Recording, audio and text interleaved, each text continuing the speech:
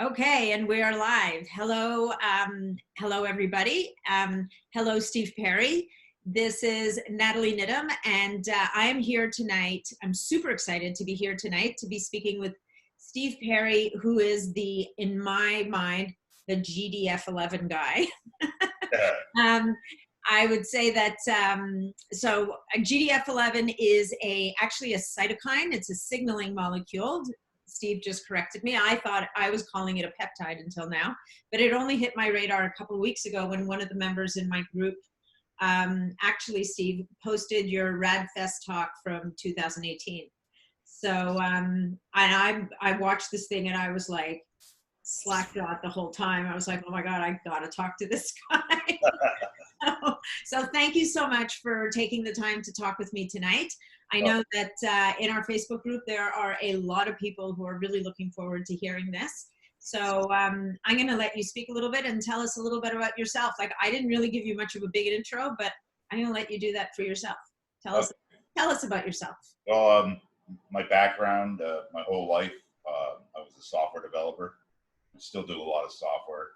I've had a database company, a payroll company, and my last company was sales incentives. We did all the sales incentives for Verizon and Samsung. So yeah, I'm pretty computer literate, and a lot of computer people get into anti-aging. And you program stuff your whole life. You just say, well, all complex systems are programmable, and if they're not, they fall to chaos. Okay. And I totally believe in that. I totally believe the human body is programmable. I totally believe aging is programmable. If you look at who's supporting the anti-aging effort, it's mostly software people. You mentioned that. So it's this whole approaching the body as from a systems approach, really. Yeah, it's a machine. Yeah. That it's under probably hypothalamic control, and lifespan is programmed by natural selection, and probably about 10 key peptides in the blood, and we live to 78.7 or whatever it is for a very good reason. Just because you can't eat your children's lunch, and you can't take your children's resources, and you can't overcrowd the planet, and it's actually the short-lived species have a huge advantage over long-lived species like us. Something goes really wrong here in New York. It's going to be those rats and mice in the subway that inherit the city. Trust me. Yeah. And cockroaches, right? So I'm a software guy. So help me make the transition. How did you get from software to this, to GDF11, like to being the first? You call yourself patient zero for GDF11, like you're the first guy that started using that we know of, that we're aware of, who started using GDF11 as an anti-aging longevity strategy. So how did you get from, the last thing you were doing was incentives for Verizon. How did you get from there to here? Well, it's always been a hobby of mine. I've always been fascinated by it. I've been going to an anti-aging doc, Joe Raphael. That's since 2000. I read the Rudman paper in 1991. Sorry, which paper? Rudman, R-U-D-M-A-N. Rudman, yeah. And he was the first guy. Actually, growth hormone was used in short-statured children for at least a decade before, but he was the first guy to inject growth hormone in adults. Okay. It's 1991, and it's a very famous paper. You can just Google Rudman G8 growth hormone. You'll see it, and he had some nice biomarkers. So I kind of did what I did with GDF11. This is a long time ago, and I had to fly to Switzerland to get some, and there was a lot of trial and error, but eventually I got the right dose. I actually titrate to waking blood sugar for those who are into growth hormone, and I've been on it. How long was that? 28 years, I guess. Ever since '91, still take it. So, and I'm a member of the gerontology research group, and I love to read molecular biology papers, and 2004, May of 2014. I have cats, by the way. They're all on GDF11. So Your cats are on GDF11, right? I they, think they may, one of them may jump up here, so don't be shocked. Yeah. Anyway, yeah, they love the camera. So A.B. Wagers published in 2014, May of 2014, the GDF11 paper, and it was extremely compelling. She said that it improved satellite cell, muscle stem cells, improved neurogenesis, and cardiac. Okay, so sorry, who wrote that paper? Because I'll reference the papers in the notes at some point. Yeah, it's on the Wikipedia. The GDF11 Wikipedia page has all these papers on it, and my site has a lot of them too. That Wikipedia page is actually great on GDF11. It's a very well, thank you. You pointed me to it. I edit it sometimes. You do. Okay. I'm very objective. There's a lot of this good stuff and there's not so good stuff. So, so anyway, I just when I first read the paper, I thought it was a joke because it packs 3 systems very positively, and I thought it was an April Fool's joke, except it was the end of May. So I did what I do with Rudman and GH.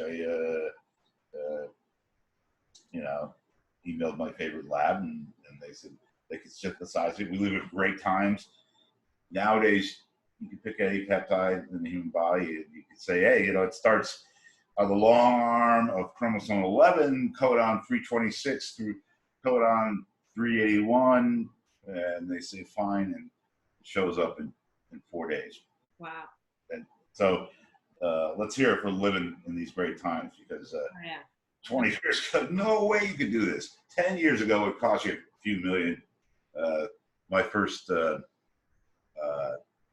dose I had made was 50 micrograms, which is a lot of GDF11. As I said, because you're talking about picograms, right? Yeah, that was one of the hardest things to figure out is the dose. It's a tough. I've got 3 questions from people here on how do you dilute it. So we'll get to that. Yeah. You dilute it by a factor of a billion. So if you flunked 8th grade algebra, don't do it. Okay.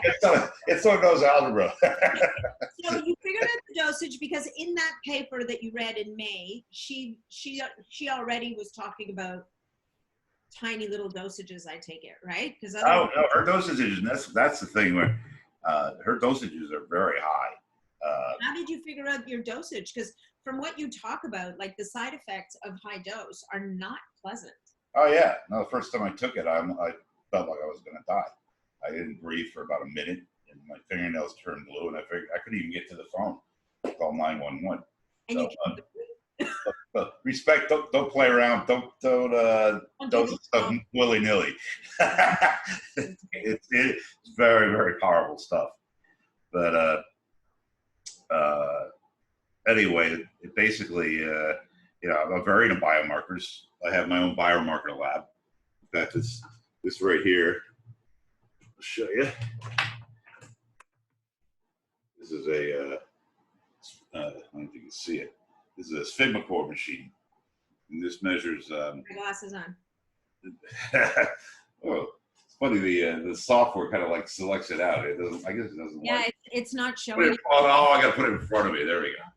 That's a Sigma core machine. It measures augmentation pressure, the reflected wave from the systole, and this little guy costs about $25,000. So I got that, and I got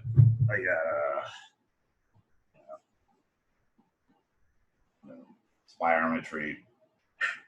So I got a lot of stuff. So basically, my whole premise in dosing anything is you got to take care of the big 4 biomarkers. The big 4 biomarkers are blood pressure, pulse, heart rate variability, and reaction time. Now, if those biomarkers improve, and I'm sure even the world's top physician would agree with me, those biomarkers improve, you're doing something right. Right. And basically the early days of GDF11, see blood pressure go up, and HRV get really high and spiky, which suggests arrhythmia. Mm-hmm. And then we had anecdotals. Anecdotals are worth something. I prefer biomarker. I prefer numbers, but we just kept cutting the dose until we finally. There's a lot of trial and error, and I'd like to thank anybody from the cohort who's watching, especially the early people, because early people, that definitely did suffer. I mean, the 4 side effects are insomnia, and I mean insomnia, like you can't go to sleep for a whole weekend. Dyspnea, which is shortness of breath, which is what I got. You don't want to deal with that either. GERD, which is Heartburn, yeah.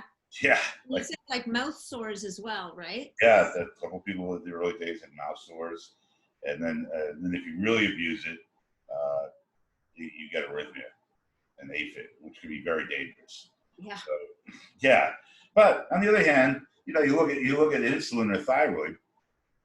Yeah, you take 10 times too much insulin or thyroid, you're dead in 10 minutes. I mean, all these things in excess are very dangerous, and metabolic ones. How did you know that this was dose related and not just a side? Like I'm a little bit fascinated at how, your first reaction being that you couldn't breathe for a minute, your nails turned blue, you couldn't get to the phone, and yet you still kept going with this thing.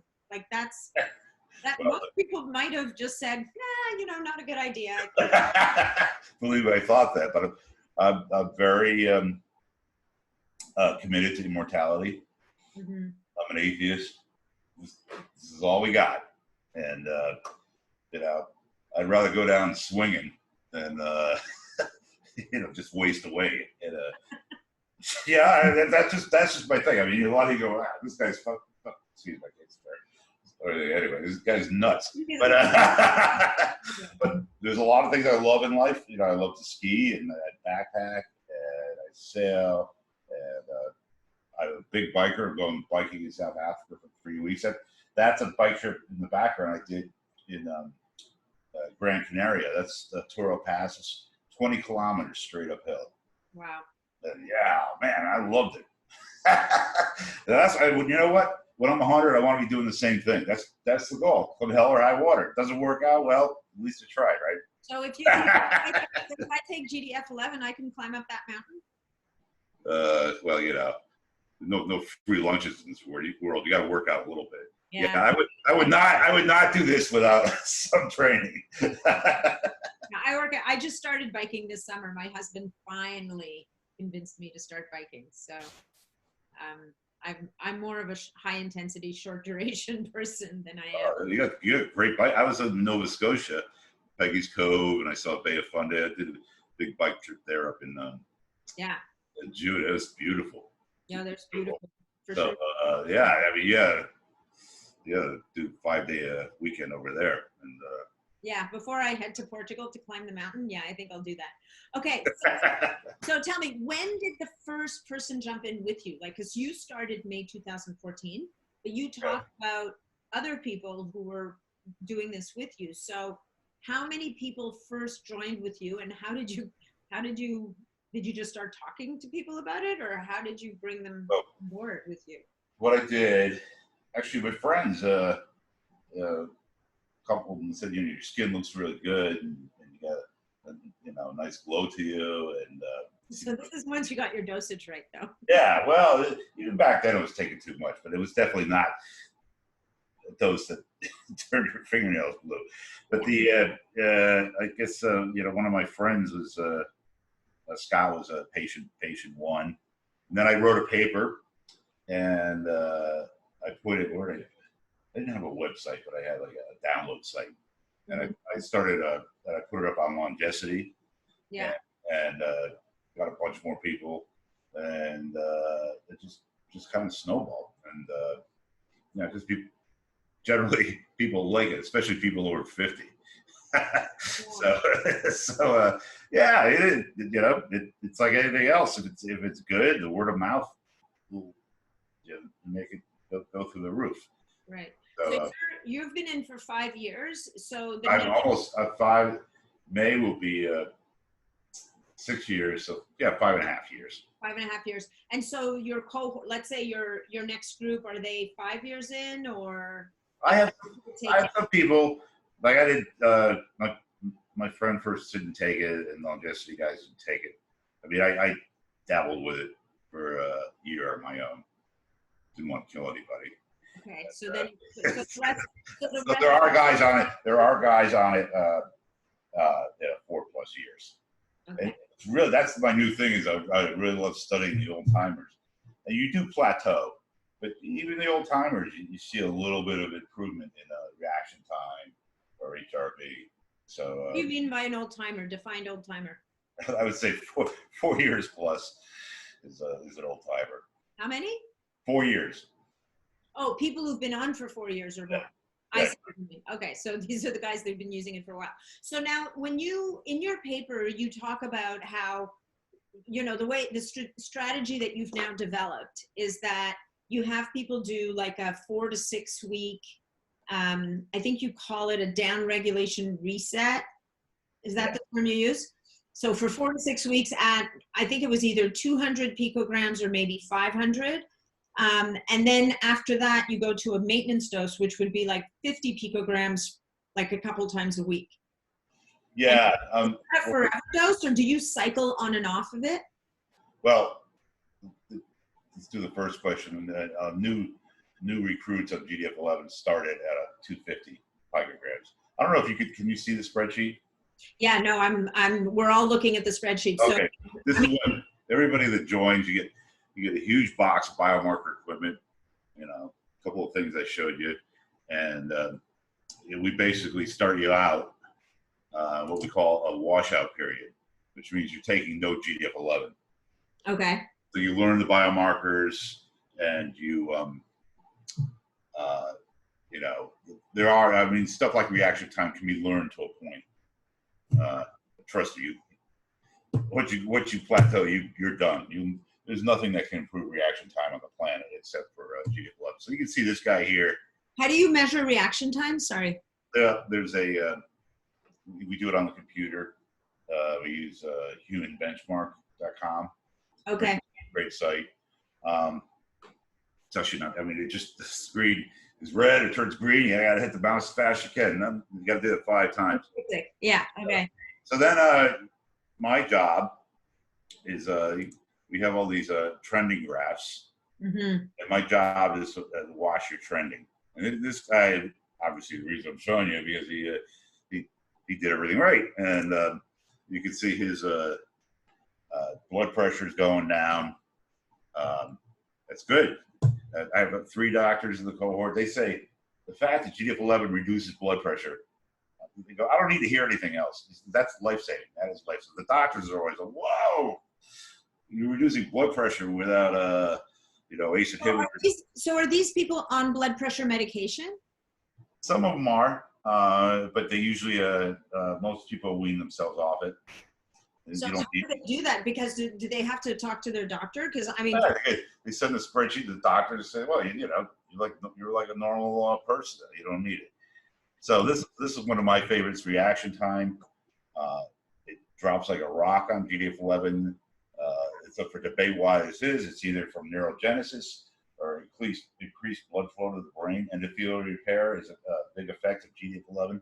Yeah. And, what's really interesting is if you have any form of dementia, and I have a few dementia patients, your reaction time would be terrible. It would be like 400 or 500 milliseconds.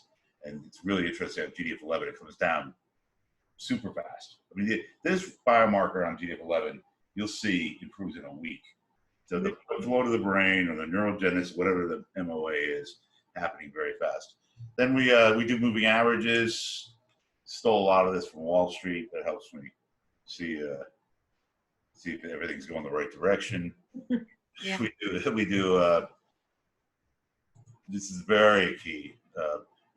HRV. HRV is highly correlated with age, cardiac fitness.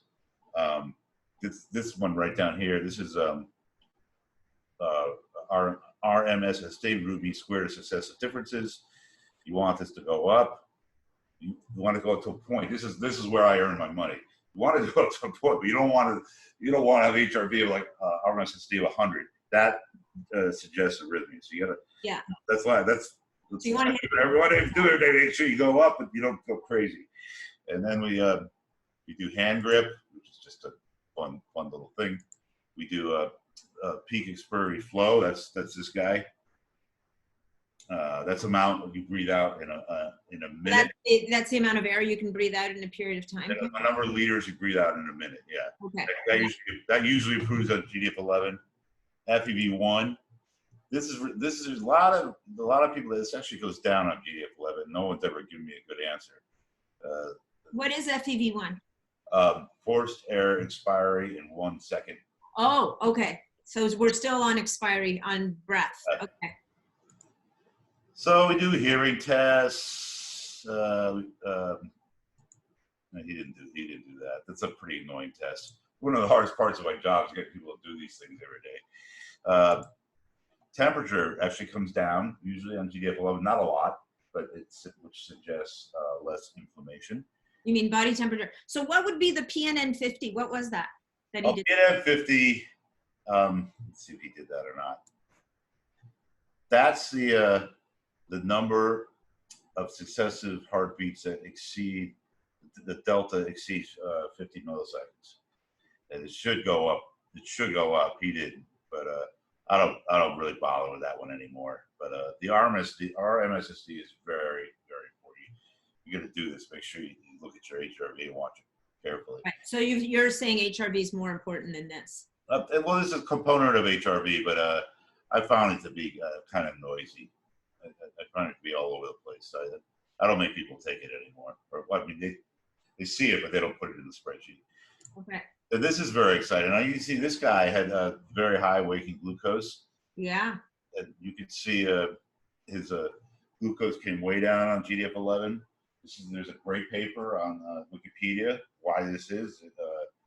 GDF11 improves insulin resistance, and it also ups the number of beta cells in the pancreas. So you got two things. Almost everybody on GDF11 loses weight, except for me, which is about the most effing unfair thing on the planet. But why do you think that is, Steve? Well, I mean, lifestyle choices. I'm an amateur New York City restaurant critic. That's not a good hobby to have, dude. That's a great hobby. I mean, so I go out for lunch and dinner every day, and I whoop it up. And I'll any restaurant you want to know about South 34th Street, I got all the menus memorized, and I'll tell you. I will be calling you the next time I'm coming. So I've actually decided. I've actually lost 10 pounds recently. It wasn't that hard to do. Like instead of having a 3-course lunch, I'm just like getting a ham sandwich or something. So I actually lost about 10. It's actually pretty easy to lose weight, but you gotta have some vices in life. Listen, I've got more than a few. So I didn't tell you what I do for a living, but I am an epigenetic and holistic nutrition epigenetic coach. I'm a nutritionist, and I'm a performance coach. So I talk to people like you every day. Yeah. What do you do when you go to dinner? Me? Yeah. Well, it depends. I mean, listen, what I tell my clients is there's no point being good if you can't be bad once in a while, right? So the only thing is when once in a while becomes every day, you have a problem. So well, it's about balance. So my birthday's coming up. I've got, 4 different dinners lined up. I'm going to be intermittent fasting in between, but I'm going to have nice dinners when I go out for sure. Well, good. I mean, if you're going to live to be 200, you got to have a lot of fun. I'm just saying. I think I got 10 New York restaurants that you love, but you can't go there and have a salad. Sorry? So you can't come to one of these restaurants I suggest and just have a salad. No. And I don't. If I'm going to go to a nice restaurant, I'm going to have a good dinner. Do properly. I may pop a few extra digestive enzymes after dinner, but that's. Oh, yeah, okay. Okay, so listen, let's go back to this glucose graph for a second. So just so I understand it. So this person started at 150. 200. See, he's up at yeah, he started at 150. But yeah, it was very high. He told me he's usually between 150 and 200. And you can see he brought it down very quickly. And so this is So this is January, that's March until May. So in less than a month, or maybe a month, he started to now trend down towards 100. How low did he eventually go, or does he keep going down after this? He didn't get much lower. He's like around 100 now. All these things plateau, which makes sense. And you can't get your reaction time. You can't get your reaction time below 200 milliseconds unless you're but you can. Unless you're a cyborg. Yeah, he could do better with this, but he's super happy. He lost 15 pounds. This guy looks great. And okay. So I guess that brings me to my next question, which is really, so how many other interventions are people doing? Like, are they just doing GDF11, or are they changing their eating habits at this? Because basically what you're telling me is this guy, if he hasn't done much to change his eating habits, but the only thing he changed is GDF11, that's pretty impressive. Oh yeah. But so basically he's not making a concerted effort to change his diet or anything like that. Like, he's basically letting the GDF. He says, yeah, he claims that he ate smaller breakfast or something. He says he has but yeah, okay. But anyway, he said he didn't do a whole lot. A lot of people. No, but that's quite interesting, right? Because if you get someone who starts stacking different strategies. Well, okay, if you are going to join my study, and obviously, I get a lot of anti-aging fanatics coming to our virtual clinic here, and they're doing growth hormone, testosterone, NAD. My only pet peeve is during these key 3 months, which we call the down regulation period, you can't add or subtract anything. Right, because then you can't tell what it's from. Yeah, then the data is noisy as hell, and I can't figure out what's going on. So in your study, so let's talk a bit about your study. Basically, what you're asking people to do for 3 months is to only change GDF11 from whatever it is that they were doing. I prefer a purist, believe me. I like the people that's all they did, but sometimes that's pretty hard. No, people are always into their NAD or their testosterone. A lot of these guys are into testosterone. So, but yeah, during that period, I'm very strict. Then when you get then what happens? This is another hard part of the job. Is all of a sudden the biomarkers turn the wrong direction. Blood pressure starts to go up. The pulse starts to go up. HRV can go down, or it can high and spiky. Everything reverses. The reason I believe is that you have to replace your deficit of GDF11. Those who read the paper, it's basically repairing your stem cell DNA. Yeah. And you have maybe 5-10 years worth of senescent mesenchymal and hematopoietic cells. Yeah. Bring those back online, and you're pretty much done. And then too much of this stuff, it's a big stimulant, and then you just see the biomarkers go crazy, and say, whoop, you're downregulated, 2-week break, and then you go on the maintenance dose, which now is next to nothing. And my new philosophy is there is no maintenance dose. You basically titrate, like I titrate. I'll show you that signal core machine. I titrate the augmentation pressure. I like to keep my augmentation pressure at 5, which is phenomenal for a 62-year-old guy. But if it starts to creep up, I throw in 10 picograms. So I average, I'll take 10 picograms like twice a month. That's it. So that's my new thing is I titrate to the reaction time is another one. Will start to creep up, and boom, you throw in 10 picograms, it'll come down again. But you don't. What's really incredible is just how little this stuff you need, and that was probably the hardest thing to figure out. It's just because I'm used to, growth hormone and testosterone. We're taking milligrams of stuff. Here you're taking 1/100,000th, the dose of. And so, but it makes sense because when at age 18 you have how many blood stem cells you have, hematopoietic cells? 20,000. Very good. I did my homework. Oh, you read my paper. Okay, that's good. That's good. Well, so there's hardly any of these things in the body, so it sort of makes sense that the amount you need to put in is basically, I think, GDF11 redefines the word infinitesimal. Right? Yeah, no kidding. Really infinitesimal amounts. Because so when we get to, like, I mean, at my age, right? So I would not have all 20,000 cells available Yeah. to me, right? So that's a, I mean, that's a big, now I think anti-aging is divided into two camps, which is a stem cell camp and a telomere camp. Right. And I am not a telomere guy. I think I don't think the science is there yet. I don't. there's no, the biomarkers are there. There's emperor with no clothes. Yeah. And the thing is, here's something. If you really, you got to go to a mountaintop and think about this for a weekend. But Okay. people on GDF11, their telomeres often lengthen by 15–20%. They do? Yes. So what does that tell you? It tells you, okay, we got more hematopoietic cells making more pristine progeny, making longer telomere leukocytes. It ups the pool. Yeah. Telomere shortening is an effect of aging. It's not the cause of aging. Yes. That, in fact, there's a Salk Institute paper that's on Wikipedia that says if you screw around the telomere length of hematopoietic cells, they upregulate telomerase. They upregulate their own. They take care of themselves. They're immortal. If you screw around the telomere length of a hematopoietic cell, it becomes unstable. And but the one thing, what does the stem cells in is they incur incredible DNA insult. Yeah. A hematopoietic cell replicates 90,000 times a day. That's like 1 a second. Then become DNA damaged, and they shut down. And there's a lot of evidence on this. Like that woman, Heydrich von Schnippel, she lived to be 115 years old. Yeah.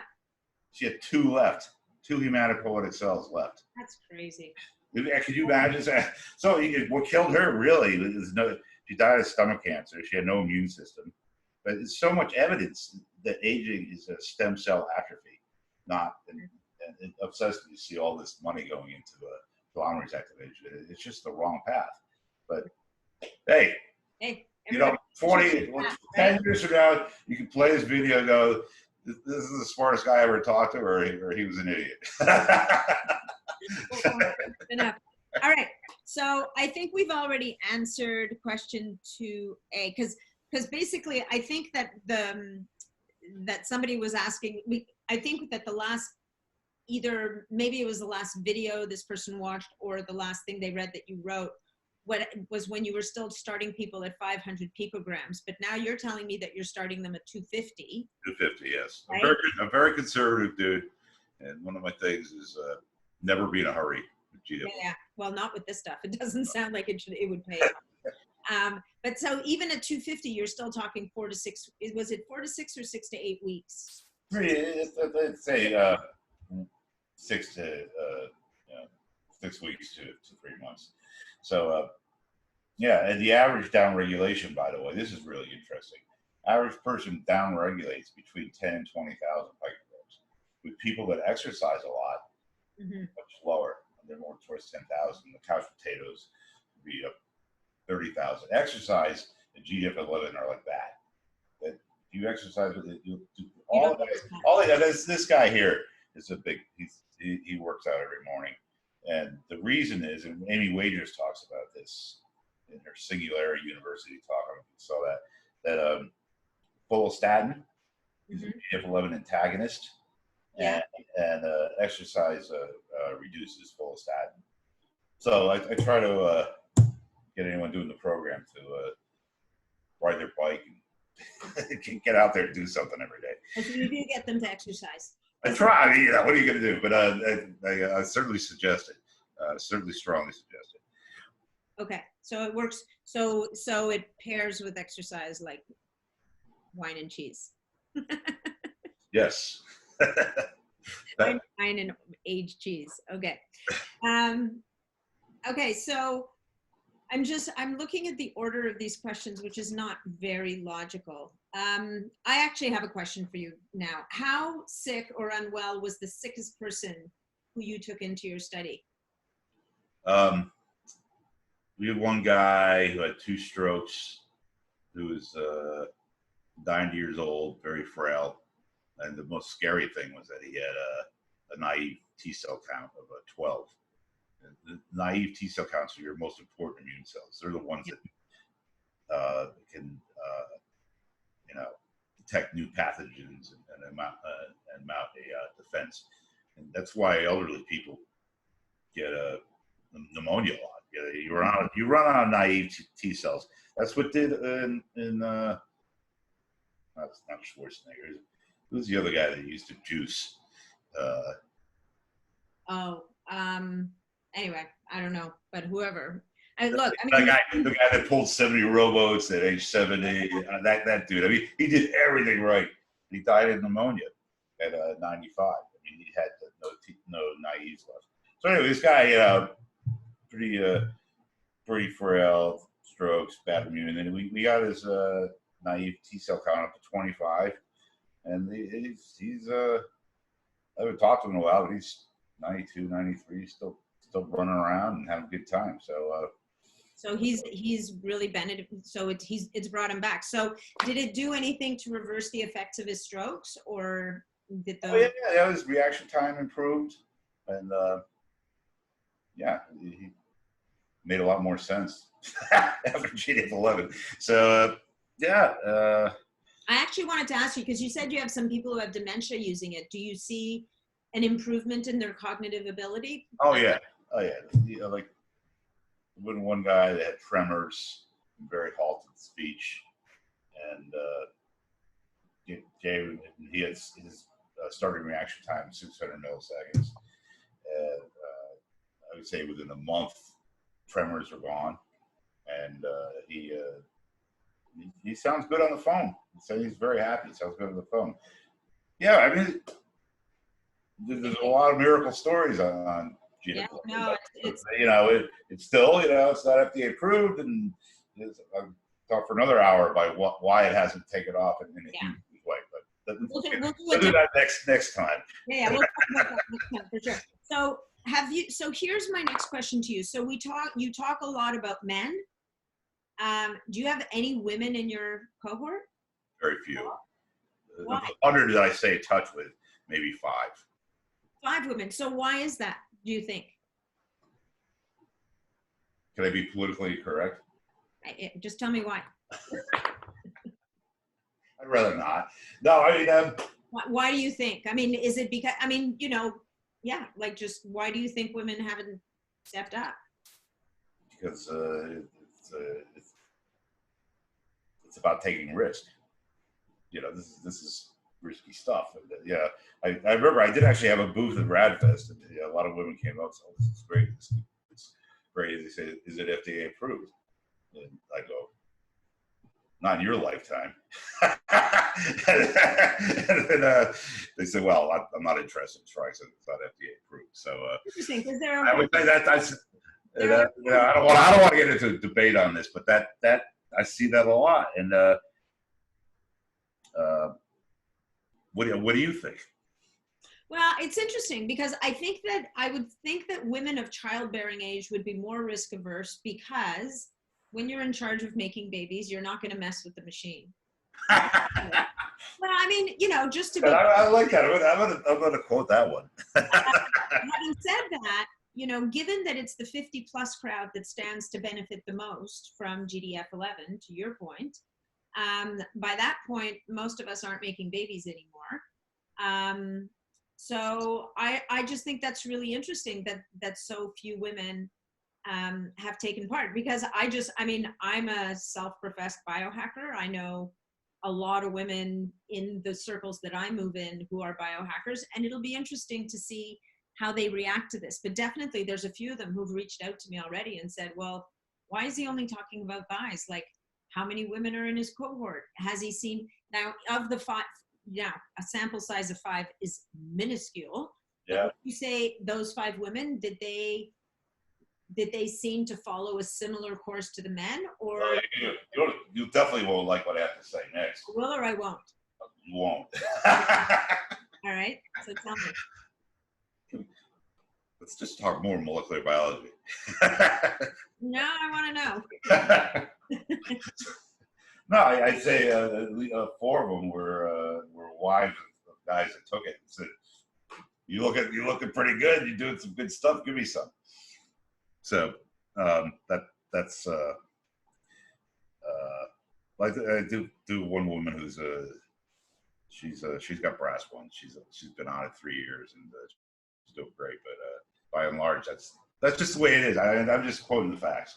This is self-selecting, and okay. So you're saying women haven't taken part because they're more risk averse, they're more conscious. But so of the 5 women, so in the 5 women who are or have been in the study, how have their results been? Are they comparable to the men's, or are they? Oh yeah.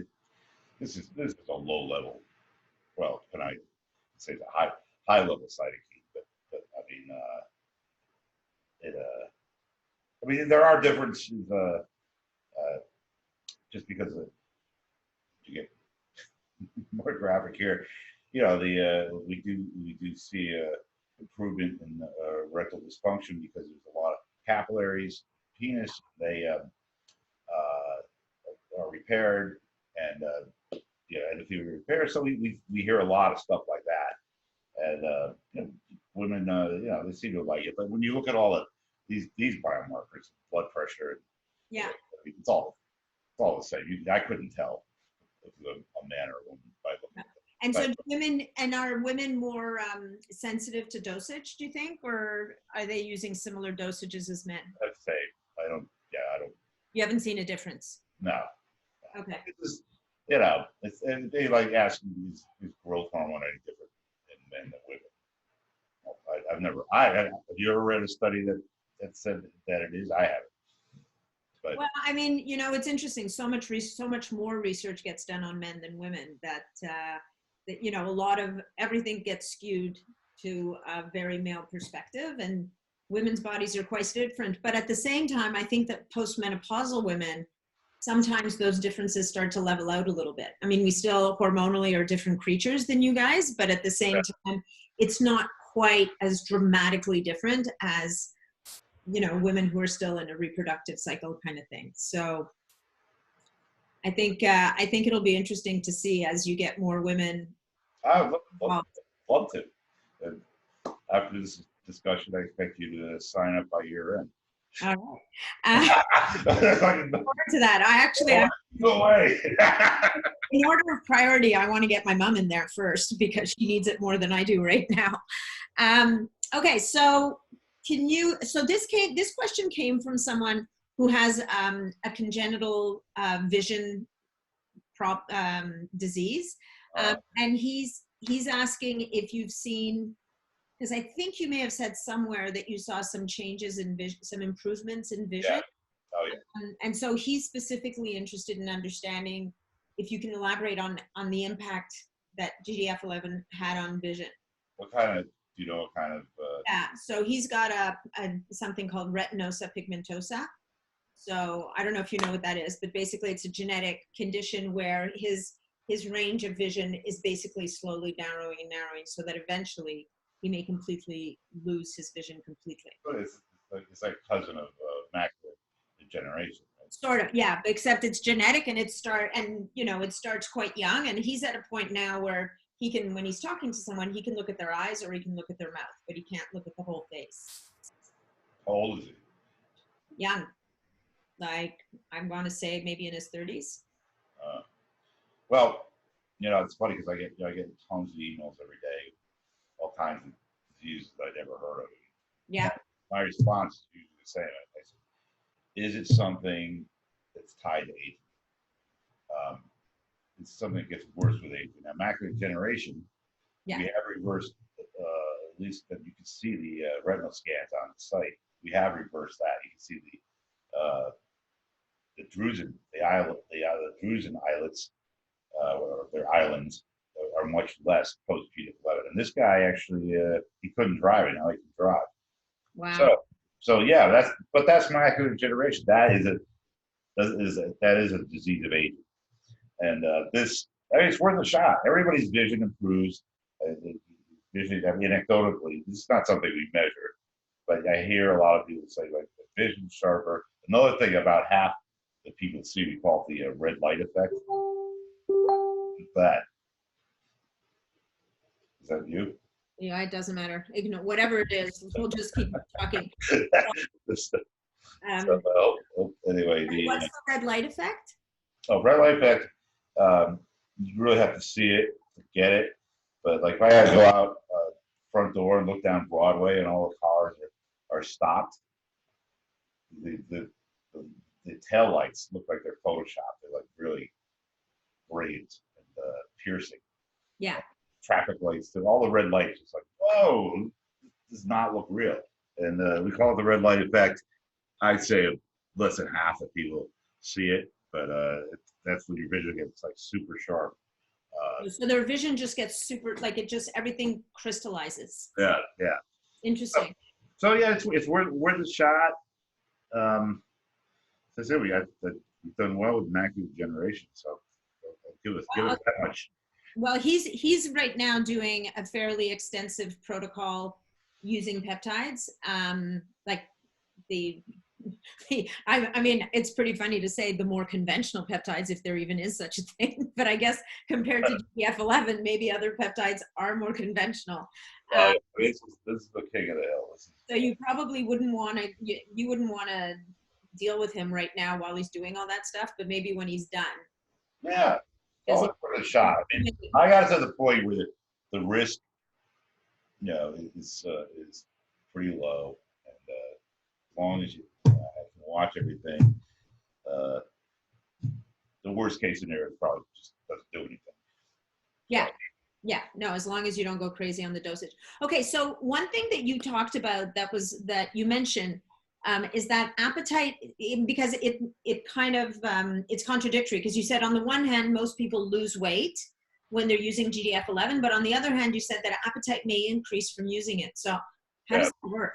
Well, unfortunately, I think that's clouded by my own. So your appetite increase. I'm a big hungry guy.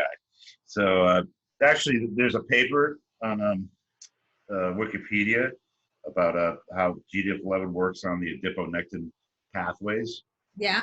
Great paper. Read that, and that'll explain why people lose weight on GDF11. And yeah, well, that's interesting, right? Because some of us are more challenged genetically in that area. That's me. I'm not far behind. My adiponectin, I did not win the lottery on that front, so I have to work pretty hard to stay where I am. So it would be interesting to see how it would impact that. So you're saying the appetite increase is more of it's not a general effect. I'm more projecting, but I do. You're just talking about yourself. Okay, so. Hang on, we'll save that for the end. Oh, somebody else wanted to know more. You talk about arterial plaque reduction. He said he's been mesmerized by that slide ever since he saw your presentation online. Yeah. So. Yeah, we have two people that we have your thing here. And this I actually have so many biomarkers to put up there, but they're. But arterial plaque is huge, right? Yes, I got two. Heart, brain. Hard reversal of arterial plaque, with the CIMT test and the calcium score. And you did the arterial calcium score too. Oh yeah. They're patient 23 and 30, and I'll make this promise to this group because otherwise I won't get it done. I'll put them up by the end of the week. On your website? Yeah. Okay. The problem with putting up biomarkers is I have to anonymize them. For sure you do. Yeah. And you gotta go to these crappy PDF editors, and their names just like all these strange places. You gotta go through and say, oh, did I just have this? Some of these things are 10 pages long. So I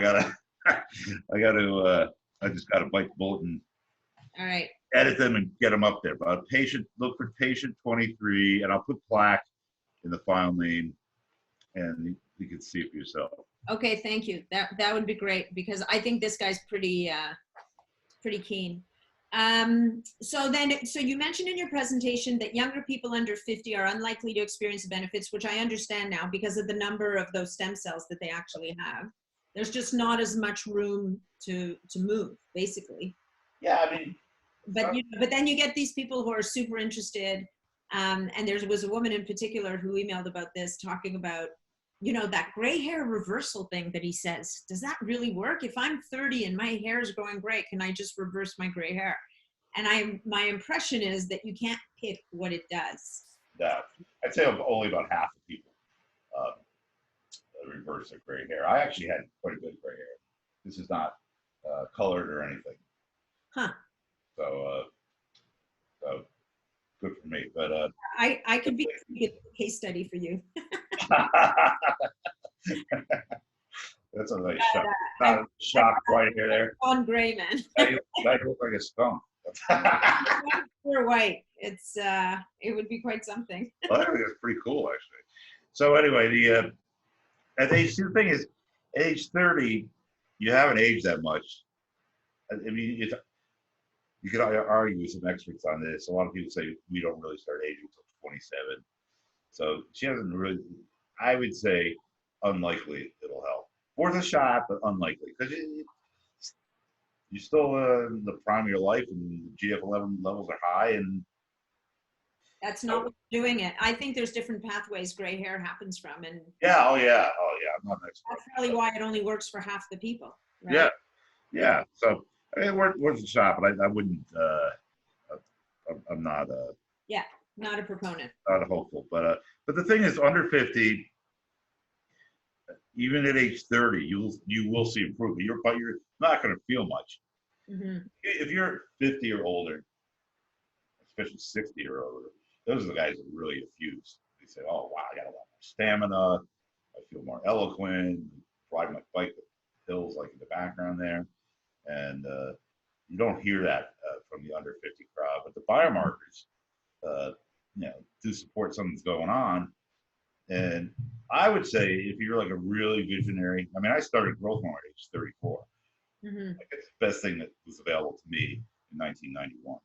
Right. I say if you're really visionary and you want to slow your aging by 50%, which I think about GDF11 does, then starting in your 30s or at least 40s is not bad. Well, in your 40s, you take you take a hit once or twice a month, and you just keep those cells. That's the thing. That's the thing. I have worked with people in the 30s and 40s, and boy, you really got to watch this stuff because they get downregulated.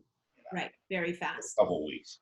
Right. And, yeah. So you really got to be much more careful with it. So, but it's not. I'm opposed to giving it to people under 50, but my job's a lot more fun when I hear all these great anecdotals. I don't like hearing.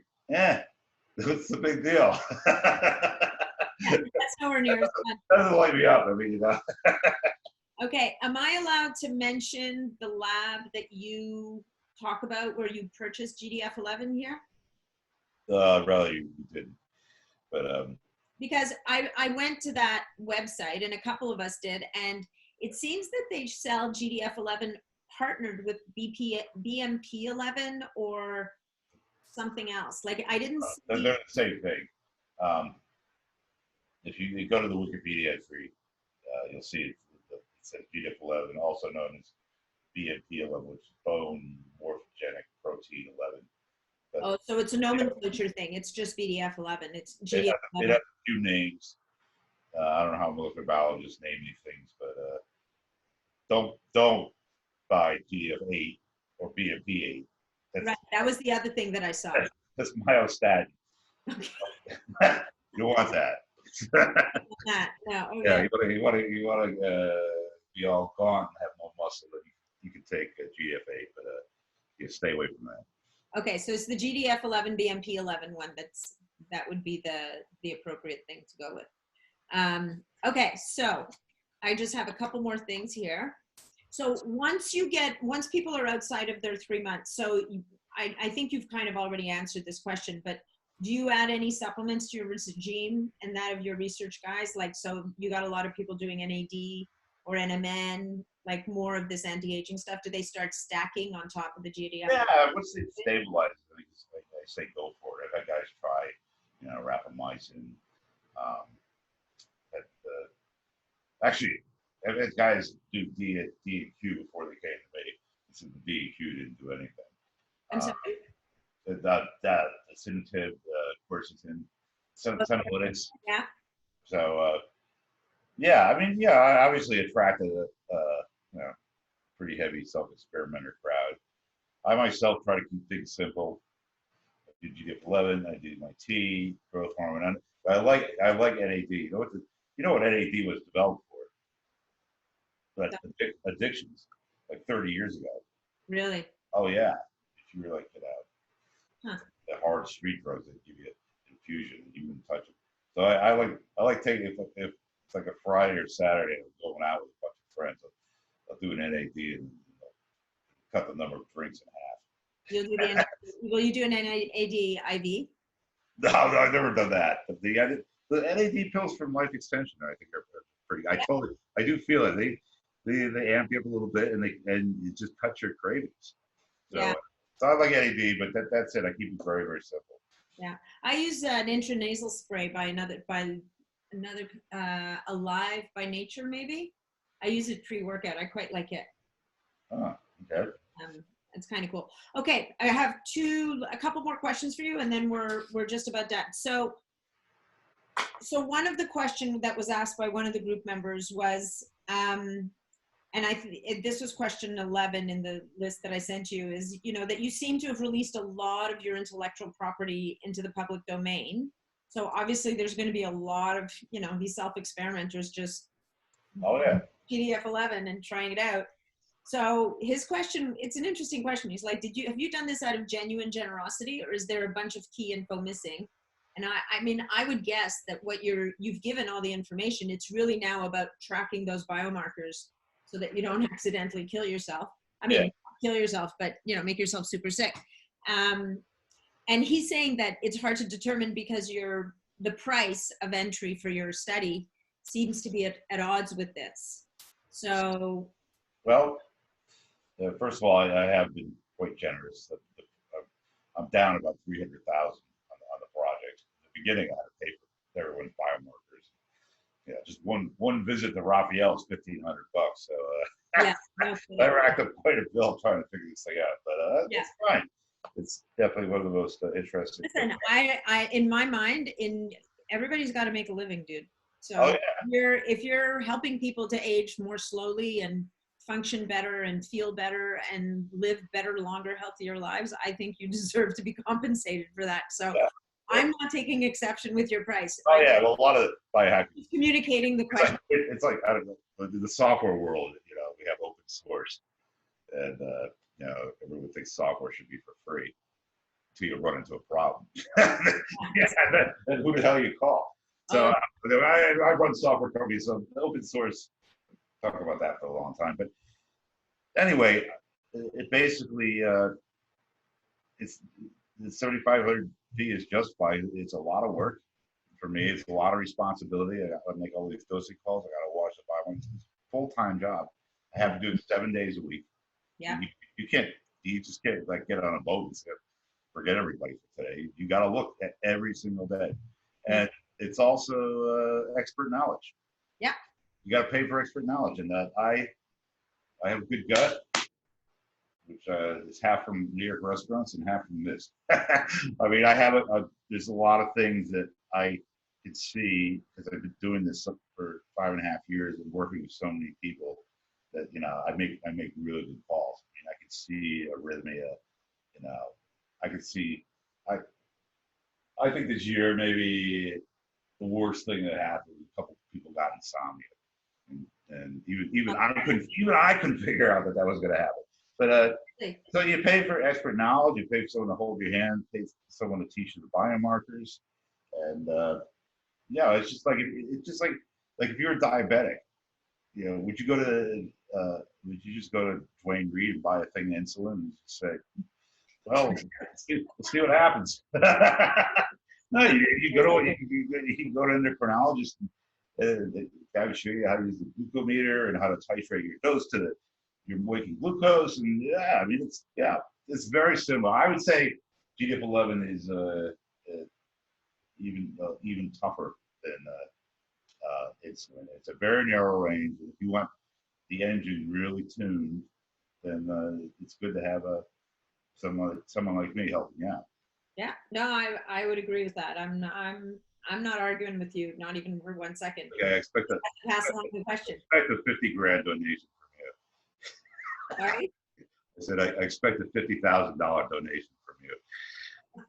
Well, as soon as I come into that money, you'll be the first to know. We'll have to work something out.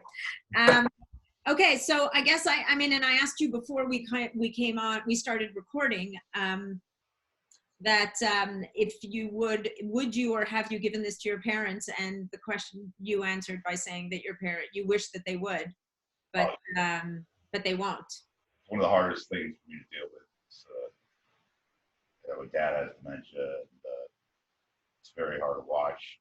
But I'm helping out so many other people. Anybody has any good ideas, I'm all ears. But they're just dad says he doesn't like needles. It's not FDA approved. My mom doesn't believe in life extension. So believe me, I have worked this ad nauseum for 5 years, and you know the old saying, lead the horse to water. But so anyway, Well, it's interesting. Your mom's perspective of not believing in life extension is an interesting one, right? Because that's a very deep philosophical belief and decision that she's making for herself. I think the difficulty is for you as their child to witness their decline. Yeah, but it's a guy like me. I mean, it's just themselves. An ordinary Joe, just playing with computers all day long. But I'm really in the thick of the anti-aging world. I know, especially for my dad, this would really help him out. But I've tried everything, and different generation, and I don't get it, and I never will. And they don't want to eat your lunch, man. Well, from an evolutionary standpoint, they are right.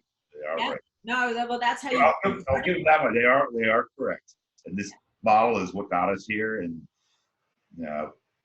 I predict we can do another talk. But what it would be like to make it to 150 years, and probably a whole host of issues that no one's thought of.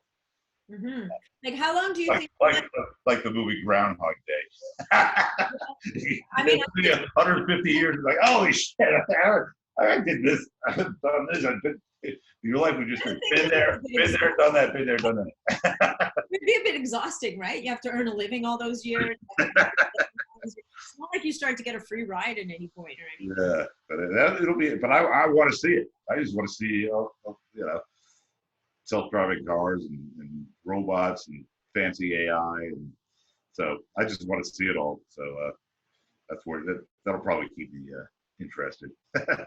All right. So the last question for tonight. So how long do you think you're going to live? I think slow aging about 50%. My biomarkers now are way better than they were 10 years ago. So you argue that it didn't age, but I think I have a decent shot at being 100 and biking. And I'll quote Billy Andrews here. He's a telomere guy. Yeah. Live long enough to live forever. So, 10 years from now, I think it's going to be a blood-borne peptide cocktail. GDF11, growth hormone, FGF21, adipomectin, about 5 things we don't know about yet, but it'll all be figured out. Maybe a little epidolon, some thymolin. Well, I'm an endogenous guy. I like the endogenous stuff. But, right. I think there's no difference between us and a bowhead whale. Genetically, and they live 300 years. So I think it's all in the blood. So I think 10 years from now, we'll know the cocktail, and then boom, then I get to 150. All right. Well, as long as we can do it in good health and enjoying. Well, that's the thing. That's the thing. As long as I can ride my bike, ski, backpack, go to places like in the background there, I'll be pretty happy. All right. Okay. Well, I think we've covered a lot of ground tonight. Thank you so much, Steve. It's been a total. Thanks, Natalie. And I'm sure we'll be talking again real soon. We'll try and get some women into your group there. That'd be great. I think You're in that's charge. You're in charge of that. me. So you're in charge of that. Okay, I'll be your recruiter. Cool. All right. Well, thank you so much, and we'll talk again soon. We're coming up on the holiday season, and I know that you're going on an amazing trip to South Africa. So enjoy your trip. We'll see you on the other side. Yes, thank you. Talk to you soon. Okay.